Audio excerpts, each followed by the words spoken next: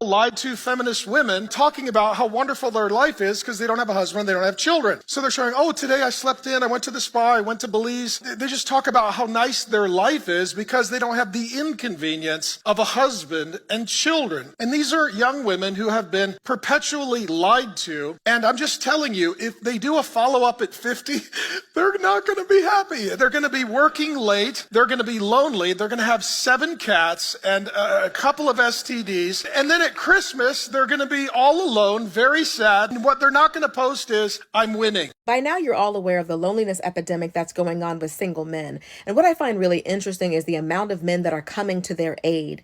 And rather than trying to encourage these men to be better catches, to encourage these men to be better partners, they'd rather try to guilt trip and shame women for not choosing them. Whether it's Tyler Perry saying, even if all he could do is pay the light bill, if he loves you, take him.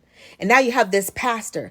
A pastor sounds like he's listening to these manosphere podcasts. Even the pastor is saying that you're going to die alone. Even the pastor is saying that you might as well get you some cats. You didn't get that out of the Bible, pastor, but you did get it from a podcast. Why not tell these men to be better? Why not tell them to be more emotionally intelligent and to help out around the house and to be caring and thoughtful and loving and to not think that everything revolves around them? As soon as women start decentering men, you start seeing men from the pulpit to the parking lot, sliding down the wall, throwing up and crying and all of that. It's like, they'll do anything but change. They'll do anything but improve. They'll do anything but be a better mate. So now you have this pastor trying to guilt trip and shame women for not choosing these men. There's a reason why they're not getting picked. You tell women to pick better, and when we're not picking you, you get mad about it. It's because you're not better. Telling a woman that she'll be better off with just any of these men than being alone? There are worse things than being single. There are worse things than being alone. The worst thing is actually being with somebody that makes you feel alone. But here they are from the pulpit pushing on you. You know what? You better get somebody because you're getting older. So is he. And if he's worried about being older and being alone, then he better step it up. I'm not even a single woman, but it's exhausting to me the amount of people that don't believe that you can be single and be happy.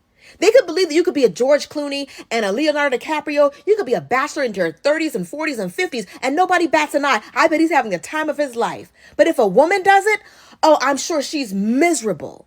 Not every woman is built for that. Not every woman wants that. But she's selfish if she doesn't choose that, because her life is all supposed to be about service and servitude to some dusty man. They hear you, pastor, but they're not buying it. They're not going to let you convince them that they're not happy when they know that they are.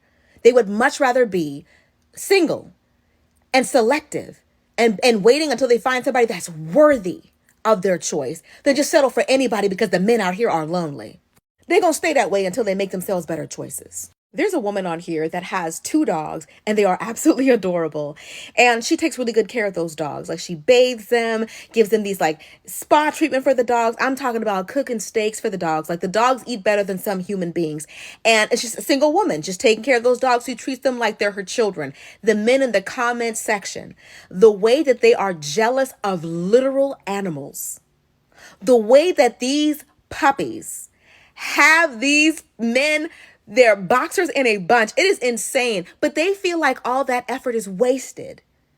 Like, because they want one of them to deserve all that effort. Why isn't she making a steak for one of us? Why isn't she clipping our toenails? Why isn't she like, sir? Some of these men, they only think that women are here for their utility. You're only here to be in service to one of them. So if you're out here and you're not serving one of them, they feel like your life is being wasted. How dare you cook and clean and you're not doing it for one of us? Cha. So a recent study came out stating that women are when I say way, I mean exuberantly, way more happier without kids and without men. And this is the reason why these men are going out of their way to produce these fucking trash ass podcasts, trying to gaslight us into thinking that they're the prize because they see that too many of us are catching on. We're getting hip. And it's not just them. They have the help of these fucking male-centered women who got. You understand? They got caught up in the matrix. And they now, unfortunately, got by one of these ain't shit men, have a baby, and they're miserable, and misery loves company. They trying to also tell us, oh, your life is unfulfilled unless you have a kid, unless you have a husband. You're not really a woman, baby. The statistics are saying that we're so much more happier without them. We feel less responsibility. I have more freedom. I can do what I want. I can go where I please. I don't need a sitter. It's not even just the fact that I can go and party whenever I want, however I want, whenever I like. It's also the fact that I am less likely to develop an autoimmune disease. Yes. Why? Because I'm less stressed out. Y'all know that autoimmune diseases are brought on because of stress, right? Okay. I'm also not going to be experiencing as much financial burnout, physical burnout, just burnout. I'm not experiencing it as much as you guys because I'm by myself. My mind and my body is more in alignment. Okay? I feel good. I feel good. And that right there is enough reason. I don't want one.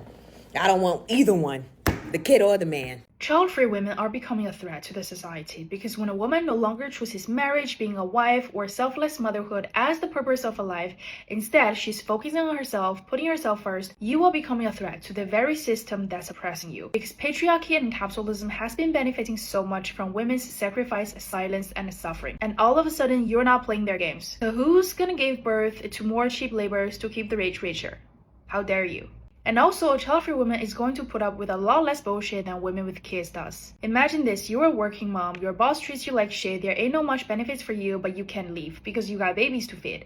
Now compare that to child-free women. She can look in the manager's eyes and say F you and leave today because she ain't got nobody to take care of except for herself. A child-free woman is a woke woman and she's not controllable or governable, and they don't like that. Parents who are mad at child-free content on here are actually just mad at themselves because that content is a reminder that they had another choice.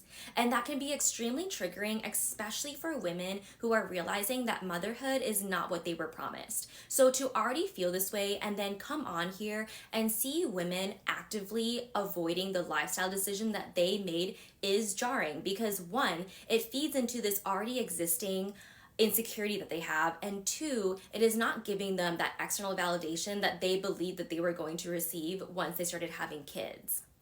Child-free women will always be a threat to the message that a woman's main purpose in life is to have children. And this message is so deeply ingrained into our society that it does take an immense amount of effort, critical thinking, intention, and research and courage to challenge whether you as an individual want that for yourselves. And the majority of child-free women have done this. They have reflected on what motherhood could look like for them, and they have decided that it is not for them and that that path is not right for them, despite the repercussions, such as people online being upset with their decision.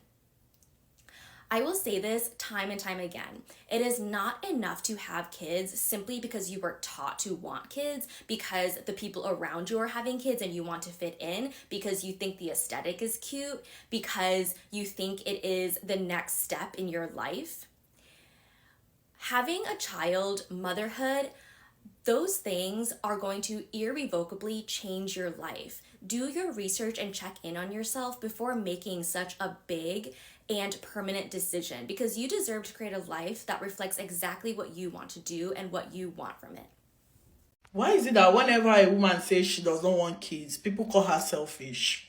You that have kids, give me one non-selfish reason why you have kids. People say they have kids so that they will have somebody to take care of them when they are older. Selfish reason. So that they can experience unconditional love. Very selfish and rubbish reason. Go and see a therapy. Jesus said, go into the world and multiply. He's talking about spreading the gospel and multiplying as Christians, not spreading your legs. Someone to carry on their name and legacy. You've not even achieved anything in life. You've not made your mark on earth, yet you want somebody to carry on your name. What name? What legacy? Legacy of poverty. Go and sit down. And don't get me wrong, being selfish is not entirely bad. But my thing is, you sit down here and call that woman selfish for not wanting kids, when all the while you've been the selfish one.